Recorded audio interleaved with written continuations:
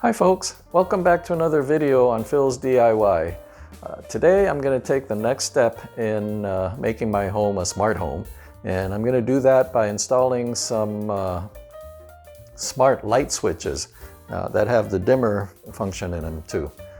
I bought these smart switches from Amazon, and they're made by TP-Link. So I'm fairly certain that the installation and programming is going to be all pretty, straightforward and simple, because I recently upgraded my home router to a TP-Link model as well. And now I'm going to install smart switches to control some of the lighting in the house. And so I'll be able to just turn lights on and off while sitting there or lying in bed.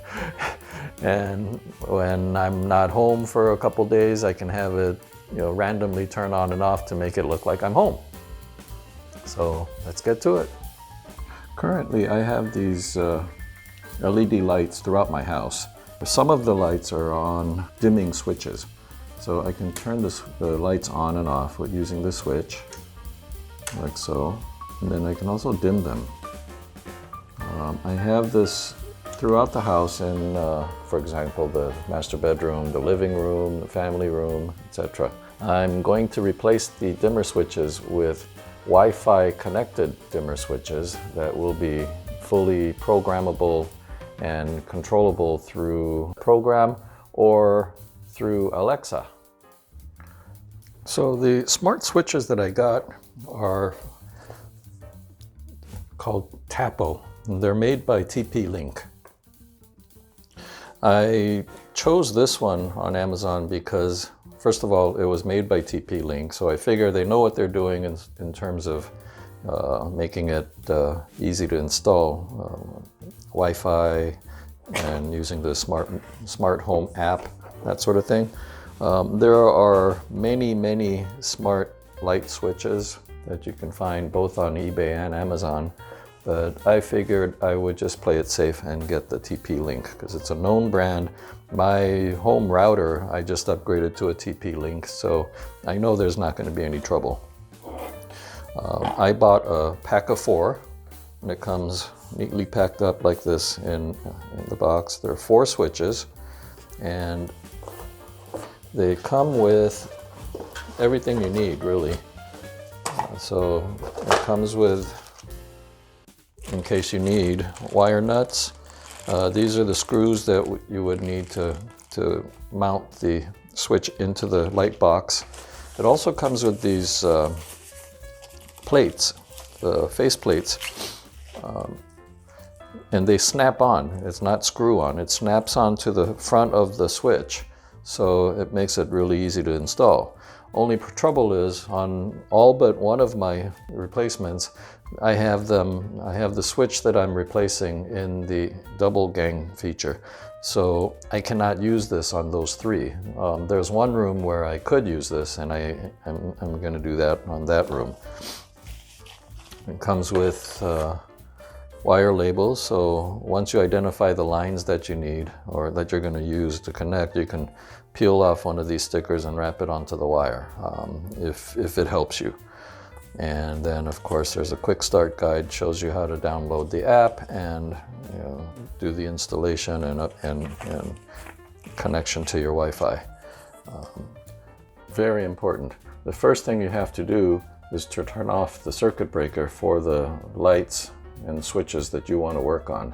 Otherwise, you risk the danger of getting shocked. And let me tell you, it's no fun to get electric shock from live wires. So you want to turn off the ones that you're going to work on. I'm going to start with the living room, so that is going to be number 4. Flip that off. Take off the screws holding the faceplate.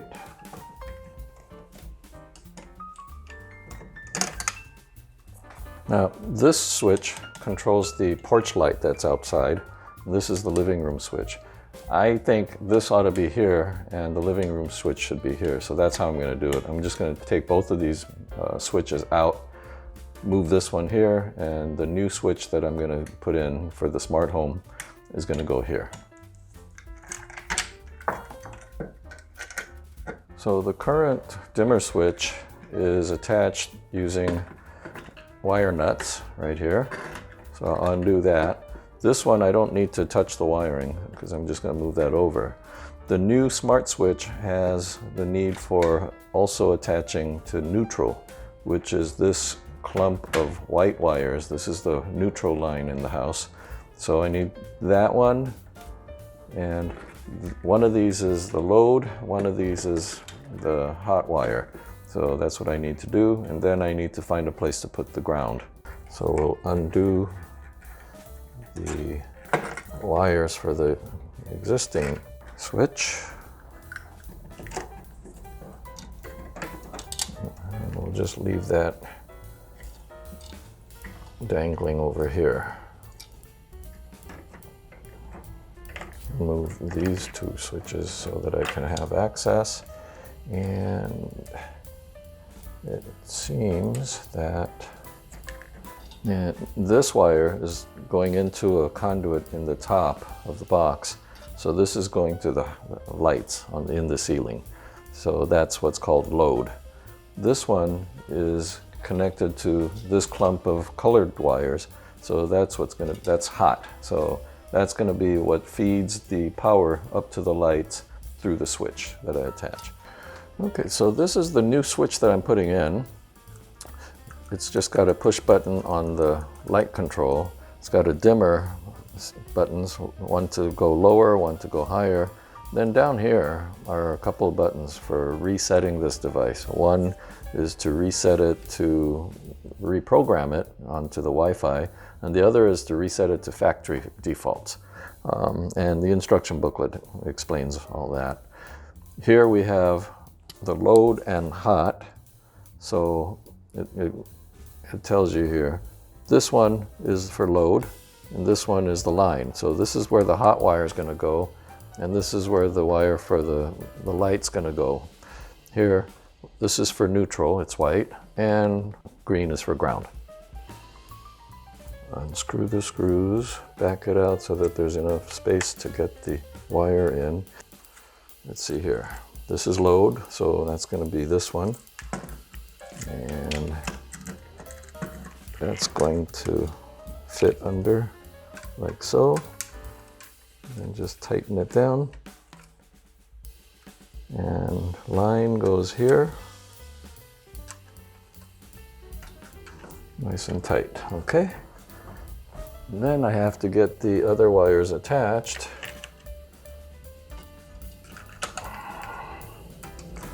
And before I do that though, this clump of wires that has the line, the voltage, I need to just push all the way back as far as I can get it into the box, because the new switch has quite a large profile on the box, and I don't want anything blocking it in the back. I do, however, need to get this neutral white wire attached to this clump of white neutral wires here. So I need to undo that wire nut, and I'm going to also then put this in, get it in there and get the nut secure and nice and tight, and then try a little tug on it and they're all good. So now I'm going to fold this clump into the back as well, get it out of the way. Now the green ground wire, I'm going to attach to the green ground terminal on the other switch here, because this frame is going to be screwed into the steel box. So that's what will ground this, because there's no separate ground wire. This is an old house, so all the conduit is metal, so it's going to be grounded through that. So I'm going to attach it to here. And now I'm ready to put these guys back in.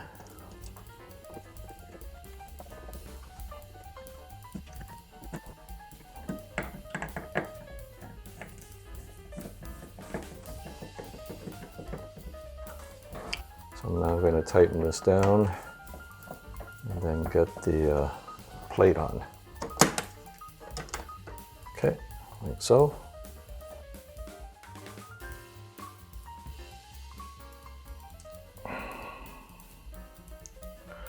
Okay, so see how the light is blinking between orange and green.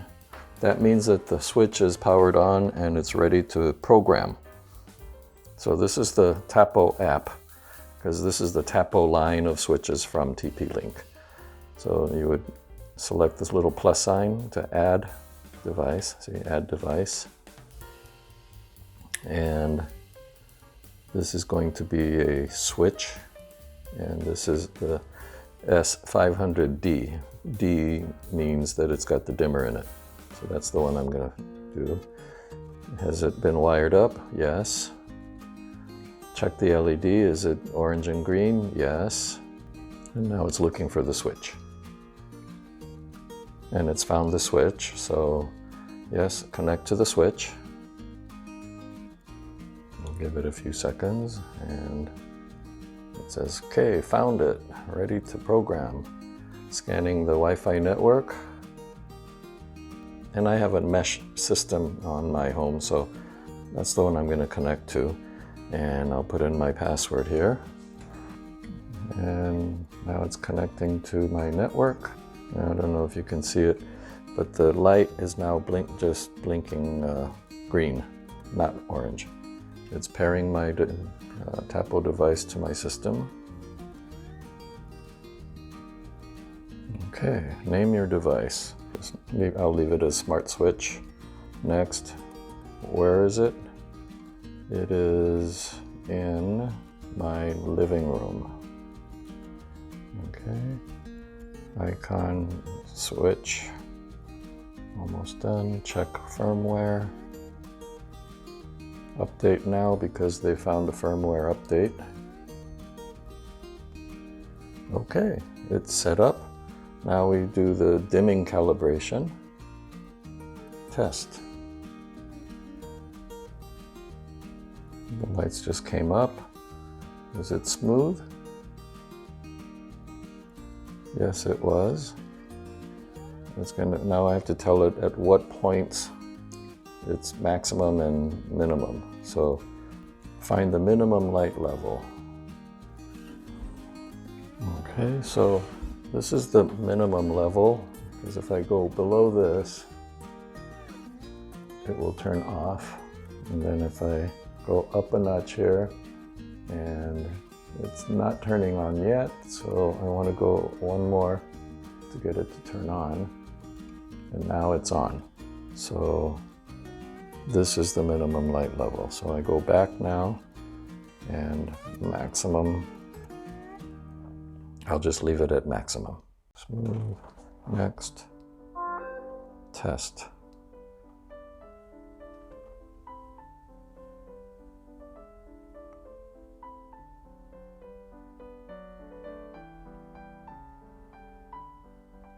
Yes, it's smooth, calibration complete, update time, so that's fine, 3 to 5.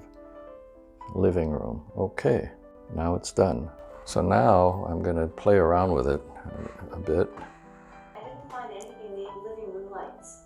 Check the Alexa app to see what it's called. Okay, so I forgot to add the living room light to my Alexa app so that it has a profile there. So let me do that now. Okay, I have my Alexa app on. Now I need to go in to add a device. Automatically connected. Oh, so it already automatically did it. Currently called Smart Switch. I need to change it to call it Living Room Switch. So device name, change that to Living Room. Done. Save. And that is done. Now I go back to the Alexa app. You just do that. Living room. Done. Saved. Okay.